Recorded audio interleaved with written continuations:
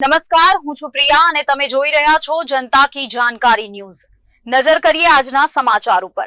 લીંબડી શહેર ખાતે ભગવાન શ્રી કૃષ્ણના જન્મોત્સવની ભવ્ય ઉજવણી આંતરરાષ્ટ્રીય હિન્દુ પરિષદ, બજરંગ દળ, વિશ્વ હિન્દુ પરિષદ સહિત વિવિધ સંગઠનો દ્વારા ભવ્ય શોભાયાત્રા કાઢવામાં આવી। આદિવાસી ડાન્સ બન્યું આકર્ષણનું કેન્દ્ર। સુરેન્દ્રનગર જિલ્લામાં જન્માષ્ટમીની ઠેર ઠેર ઉજવણી કરવામાં આવેલી છે, ત્યારે લીંબડી શહેર ખાતે જન્માષ્ટમી પર્વની ભવ્ય ઉત્સાહભેર ઉજવણી કરવામાં આવી હતી। સમગ્ર લીંબડી શહેર જાણે ગોકુળ બની ગયું હોય તેવા દ્રશ્યો સર્જાયા હતા।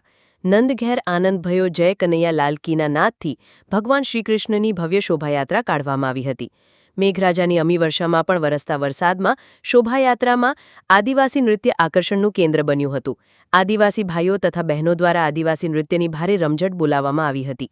સાથે વીરાંગના બહેનો દ્વારા ભવ્ય તલવારબાજી રાસ રમવામાં આવ્યો હતો।